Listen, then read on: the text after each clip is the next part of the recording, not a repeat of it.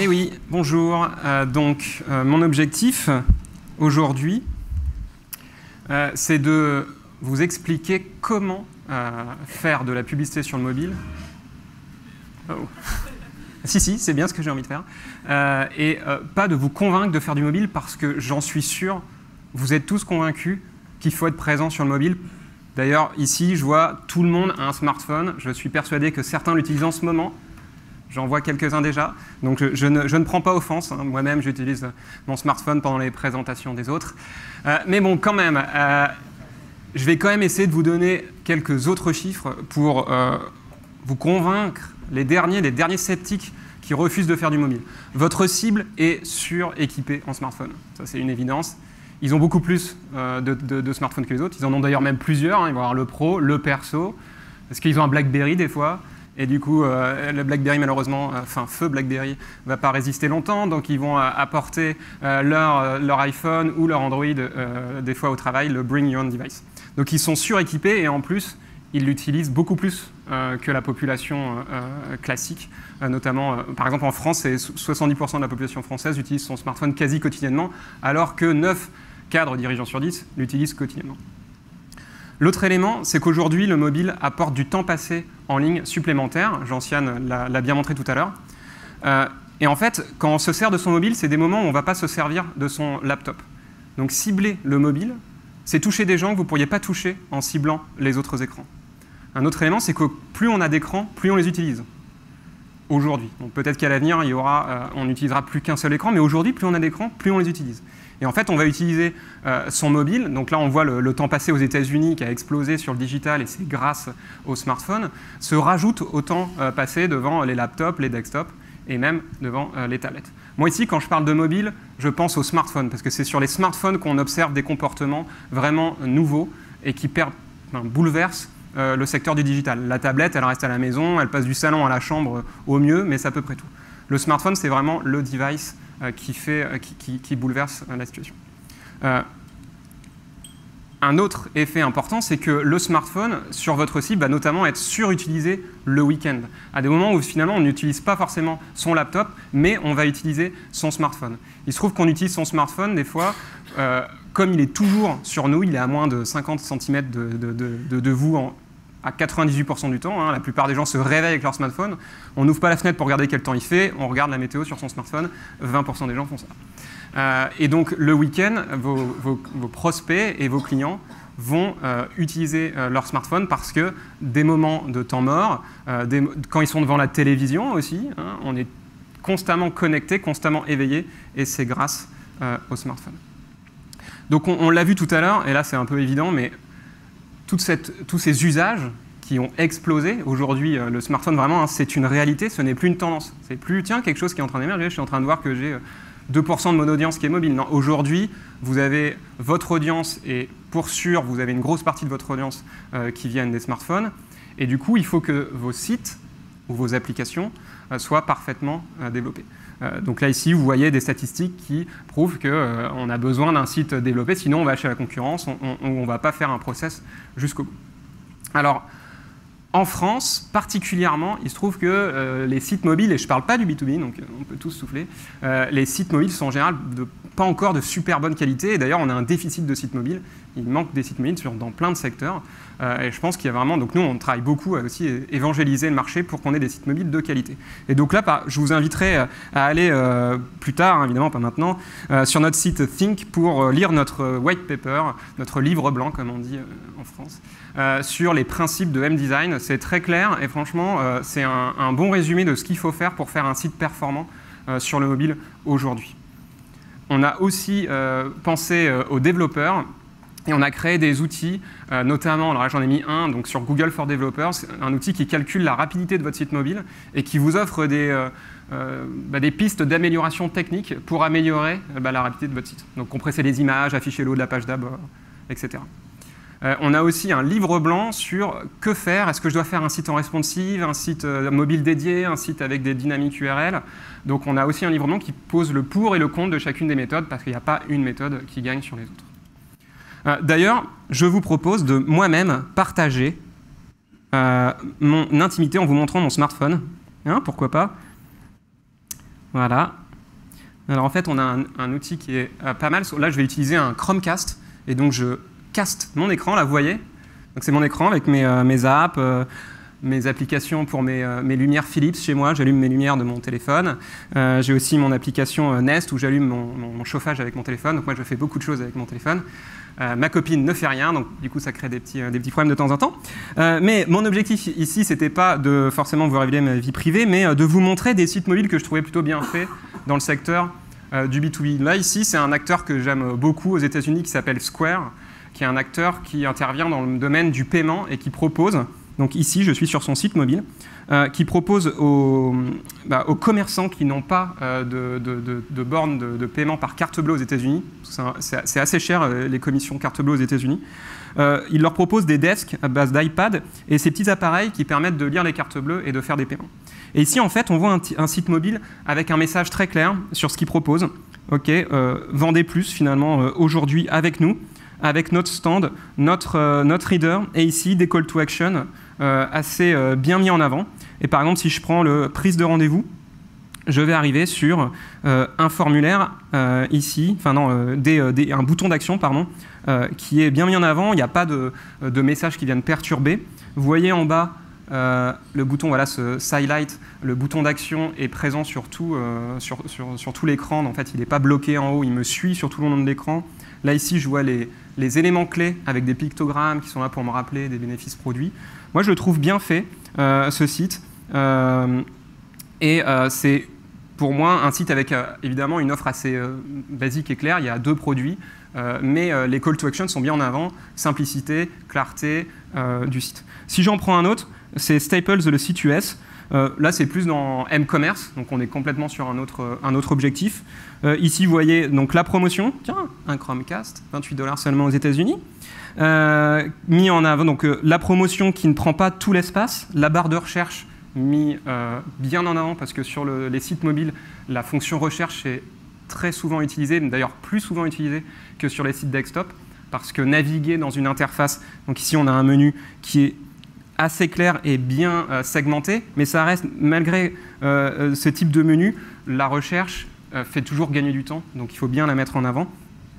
Et quand je regarde un produit, donc par exemple cet ordinateur portable, ce que j'ai bien aimé aussi, c'était la possibilité de l'ajouter à des favoris ou de le partager. Pourquoi? Parce que, et là je vais rentrer un peu dans le parcours client, le mobile, je vais m'en servir à des moments, justement, je sors d'un meeting ou d'un rendez-vous avec des amis qui m'ont parlé d'un produit, et là je vais regarder sur mon smartphone, tiens oui, combien coûte ce produit, est-ce qu'il est disponible, etc. Mais je ne vais pas forcément acheter tout de suite. Par contre, je vais surfer, je vais aller sur votre site mobile pour me renseigner. Et la fonctionnalité de liste, voilà, de bookmark, wishlist, favoris, ou la possibilité de me l'envoyer par email, ça c'est vraiment une fonctionnalité très importante parce que les parcours, vous allez voir, utilisent maintenant tous les devices. Les utilisateurs passent sur, enfin, plus on a d'écran, plus on utilise, et le mobile intervient dans tous les parcours. Voilà, donc je ne vais pas me passer trop de temps là-dessus. Je vais, on va repasser sur la présentation, je ne vais pas, voilà. Pour revenir sur ma présentation et rentrer un peu plus sur l'impact du mobile dans le parcours et comment faire de la publicité sur le mobile. Un premier élément qui est clé, c'est que ici on voit une annonce search. La recherche, avec la requête, on a l'intention du consommateur. Parce qu'en tapant une requête, la requête manifeste l'intention du consommateur. Ça, c'est extrêmement, ça a une très grande force, et ce qui fait d'ailleurs la force de Google. Mais en plus, sur le mobile, on récupère des signaux supplémentaires sur le contexte d'utilisation. Et pour une même requête, donc un même mot tapé par l'internaute, donc là j'ai mis, c'est fictif, hein, fourniture de bureau, alors j'ai tapé fourniture de bureau à bas prix. Sur le mobile, on va se dire que, en fonction de l'endroit où il se trouve, du moment de la journée, que c'est peut-être un besoin urgent. Ça, c'est ce qu'on voit d'ailleurs assez souvent lorsqu'on achète sur le mobile. On n'achète pas forcément beaucoup sur le mobile, mais quand on achète, c'est que c'était assez urgent. L'exemple classique, c'est le voyage. Si j'ai besoin de booker une chambre d'hôtel et que je la book sur mon mobile, c'est souvent que c'est pour le soir même. Et les 3/4 des chambres d'hôtel bookées sur le mobile sont pour le soir même. Donc ici, on va plutôt mettre en avant la livraison en moins de 24 heures sur le mobile, parce qu'on se dit que la personne elle a peut-être un besoin urgent d'avoir un produit. Vous remarquez aussi un bouton avec écrit « Appeler », c'est des fonctionnalités propres au mobile, Et pour des produits assez complexes, on sait que si vous avez un centre d'appel avec des commerciaux, eh bien, on va être capable de leur envoyer des leads extrêmement qualifiés, parce que ces leads sont issus d'une recherche, donc il y a une intention de manifester, et là on les renvoie directement à un centre d'appel. Et ça, c'est un des éléments très forts du mobile qu'il faut prendre en compte. Sur l'ordinateur, ici, on a pris plus de place, on explique que la livraison gratuite, qu'il y a des fournitures pas chères, et on met en avant plus de gamme de produits que sur le mobile, où le mobile, on va un peu plus faire une sélection. Mais ce qui est important, c'est qu'on a des signaux supplémentaires de lieux et de moments, et qu'on sait que c'est sur un smartphone, et que du coup, ça change pas mal. Un autre élément, c'est que vous allez acheter du trafic qualifié chez nous, ce trafic ou ailleurs, vous le renvoyez sur votre site ou sur votre application, et très souvent, on observe des réflexes classiques qui vont dire « Ok, bon, bah, combien j'ai généré de formulaires sur mon site ou de ventes sur mon site ?» Or, le mobile est beaucoup plus puissant que ça. Le mobile va emmener vos prospects ou vos clients vers d'autres canaux. Et ces autres canaux, on en a vu un, c'est par exemple le centre d'appel. Et donc, si vous avez des produits complexes et que vous avez un bouton d'appel sur votre site, vous allez voir qu'il y a pas mal de personnes qui vont cliquer sur ce bouton, si votre business model est centré notamment autour des centres d'appel. L'autre élément, c'est la localisation. Donc, être capable de localiser des points de vente, ça, c'est un point qui est très souvent utilisé aussi sur le mobile, parce qu'on apporte une valeur ajoutée en géolocalisant le mobile-hôte. Il y a le m-commerce, et il y a aussi l'application. Vous avez une application, vous la mettez en avant sur votre site, donc vous achetez une visite qualifiée, ce visiteur arrive sur votre site, et là, il télécharge l'application. Et il va peut-être poursuivre son parcours sur l'application. Il se trouve que c'était déjà un client qui avait fait des achats chez vous. Il se dit, bon, bah, autant télécharger l'application. Une application, c'est très utile pour faire de la fidélisation. On va réfléchir à des services à valeur ajoutée à apporter pour vos clients sur une application. Par contre, le site mobile, il est nécessaire pour faire de l'acquisition. Moi, je ne vais pas aller télécharger les applications de tous les revendeurs quand je cherche un produit. Je fais d'abord une recherche pour me renseigner, des caractéristiques techniques, un prix, une disponibilité. Et éventuellement, si je suis un client régulier, je vais télécharger l'application parce que ça va m'apporter beaucoup de valeur ajoutée. Et le dernier élément ici, dans mes nouveaux types de conversion que le mobile propose, c'est le cross-device. La possibilité, finalement, le mobile intervient à un moment du parcours, mais la conversion va avoir lieu à un autre moment. Et ça, c'est un élément vraiment clé des nouveaux parcours consommateurs, et il est capital pour vous que vous soyez capable de mesurer ces parcours cross-device. Et d'ailleurs, pas que les parcours cross-device, aussi tous les leads que vous êtes capable d'envoyer sur un centre d'appel. Donc il se trouve qu'on a travaillé, nous, pour vous fournir une solution au sein d'AdWords qui vous donne, quand un client ou un prospect clique sur un bouton d'appel, on sait que l'appel a eu lieu parce qu'on va utiliser un numéro, c'est Google, on a acheté le numéro de téléphone. Et en fait, quand vous cliquez sur appeler, c'est Google qui va appeler votre centre d'appel, vous. Grâce à cette astuce, en fait, on sait qu'il y a eu un appel, on connaît la durée de l'appel. Et si vous dites que, bon, moi, je sais que 95% des appels de plus de 3 minutes sont des conversions sur mon centre d'appel, on va récupérer cette donnée dans AdWords et on va être capable, en plus, d'optimiser la campagne en fonction de ces données de conversion. Donc, on est aujourd'hui capable de faire des campagnes qui envoient des leads sur des centres d'appel et de les mesurer. Très important, et on voit que en plus, ce sont des produits qui fonctionnent très bien. D'ailleurs, je rajoute un élément, c'est que si vous n'avez pas de site mobile ou d'application aujourd'hui, vous pouvez tirer profit de ces requêtes mobiles qui sont en croissance exponentielle, en mettant en avant, par exemple, des formats call-only, où là, en fait, le format que vous voyez là sur la Mutuelle Générale, si je clique sur le bouton ou même sur l'annonce, ça me renvoie vers le centre d'appel. Donc, sans avoir d'actif mobile, de site ou d'application, je peux faire de la publicité mobile et tirer profit de cette audience. Pour l'application, quand vous sortez une application, vous avez besoin, de la faire télécharger. Donc là, on a toute une gamme de produits, je ne rentre pas dans le détail, mais c'est du search, du display, on peut faire des annonces sur Gmail, on peut faire des annonces sur YouTube, sur notre réseau de sites et d'applications pour mettre en avant votre application et la faire télécharger, avec plein de signaux de targeting. Mais mon objectif ici, c'est finalement de vous parler de l'étape d'après.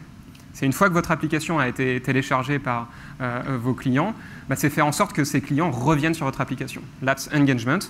Et donc, on a mis en place, notamment sur le search, des formats qui permettent, si l'utilisateur a déjà l'application installée, on le renvoie sur une page profonde en plus de l'application, parce qu'on va mettre en place du deep linking. Mais plutôt que de le renvoyer sur votre site, on va le renvoyer sur votre application. Et votre application, en général, elle transforme mieux que votre site mobile, parce que, c'est des clients souvent qui les téléchargent, et deux, elles sont plus puissantes, en général, qu'un site au niveau e-commerce ou m-commerce plus particulièrement.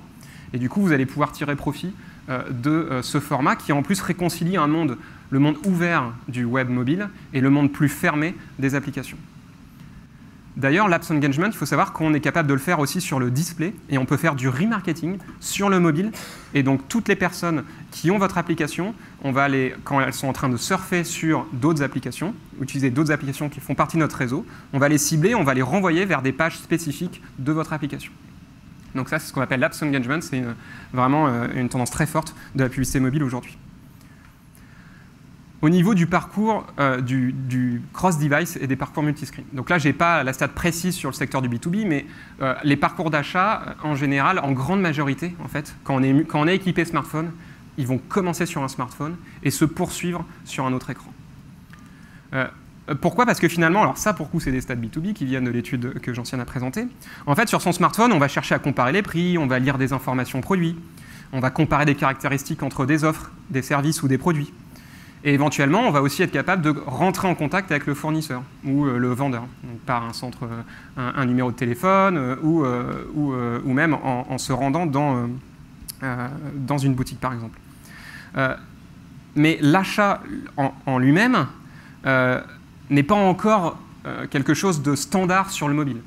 Le pourcentage de personnes qui achètent sur le mobile, c'est encore assez faible, même si c'est en forte augmentation. Plus les sites et les applications s'amélioreront en termes d'ergonomie, en termes de design, plus on aura des comportements qui vont s'améliorer sur l'achat. Mais aujourd'hui, le mobile, il intervient surtout dans les phases d'inspiration, de recherche. Là, on va aller surfer sur le site et on va justement faire ce travail de sélectionner le produit. Et plus tard, on va aller l'acheter. Donc déjà, c'est pour ça peut être fait sur le mobile lorsqu'on est en déplacement, en week-end ou suite à la sortie d'une réunion. Et lorsque votre client sera au travail et qu'il se connectera sur son ordinateur, là, il fera son achat. Donc il est quand même clé aujourd'hui de prendre en compte l'impact du mobile dans les parcours, même si vous observez que sur votre site, si vous ne mesurez que ce qui se passe sur les formulaires ou le m-commerce, vous voyez des statistiques qui aujourd'hui ne vous motivent pas pour investir plus. Or, le mobile, c'est sûr, il a un impact très fort aujourd'hui dans les parcours. Donc, pour ces parcours cross-device, on vous propose 2 solutions pour vous aider à mesurer ces comportements. Le premier est basé sur AdWords. Donc, il faut juste avoir un tag de conversion sur votre site et diffuser sur le mobile. C'est tout. Et en faisant ça, vous allez obtenir des informations sur des estimations de conversion cross-device. Comment on fait ? En fait, on se base sur les internautes logués dans l'écosystème Google, hein, Android, Chrome, YouTube, Gmail, qui sont donc logués sur leur mobile et sur desktop. Et on va voir ceux qui vont avoir cliqué sur une annonce, par exemple, sur le mobile, sans faire une conversion sur votre site mobile, et qui plus tard, à un autre moment de la journée ou plus tard dans la semaine, se sont rendus par une voie naturelle sur votre site desktop, par exemple. Donc, ils ont tapé directement votre URL ou ils ont cliqué sur le lien naturel dans Google. Et là, ils ont fait une conversion. Nous, on sait que c'est la même personne, une personne qui avait fait cliquer sur une annonce payante sur le mobile sans faire de conversion avant sur le mobile. Et on va vous fournir cette information. Donc c'est une information qui est très intéressante pour commencer, pour évaluer le poids des parcours cross-device. Par contre, on ne donne pas vraiment beaucoup de détails, on dit juste, voilà, il y a eu tant de conversions mobiles supplémentaires qui ont commencé sur le mobile et qui ont eu lieu sur un autre écran. Si vous voulez des informations plus précises, eh ben, on vous recommande d'utiliser Universal Analytics, donc notre solution d'analytics, où là, en fait, il y a un peu plus de travail à faire, parce qu'on va se baser, pas sur l'univers Google, mais sur votre univers à vous, donc sur vos utilisateurs qui se loguent sur votre site, sur le mobile et qui se loguent aussi sur desktop. Et c'est vous qui allez remonter les informations sur les utilisateurs qui se loguent, et on va être capable d'avoir des rapports cross-device comme ce qu'on voit ici, sur combien de personnes utilisent 3 écrans, ceux qui en utilisent 2, et vous allez voir qu'aujourd'hui, la plupart de vos utilisateurs utilisent au moins 2 écrans. Donc ça, c'est beaucoup plus précis, mais ça demande un petit peu plus de travail. Donc, il me reste 42 secondes pour vous dire qu'il faut agir maintenant, si vous ne l'avez pas encore fait. Pourquoi ? Parce que ça va tellement vite aujourd'hui, les usages sur le mobile. Ils seront tellement en train de se déporter que si vous attendez, c'est de l'information et de l'historique que vous n'aurez pas plus tard sur un volume qui en plus sera beaucoup plus gros. Donc si vous agissez aujourd'hui, vous allez récolter des informations, commencer à construire un historique, comme ce que vous avez fait sur le desktop. Hein. Le desktop, ça fait peut-être 10 ans que vous travaillez votre taux de conversion sur le desktop, vos campagnes pour améliorer la performance. Là, il faut commencer maintenant pour pouvoir en tirer les profits tous les profits demain. Voilà.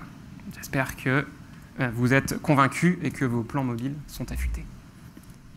Je vous remercie.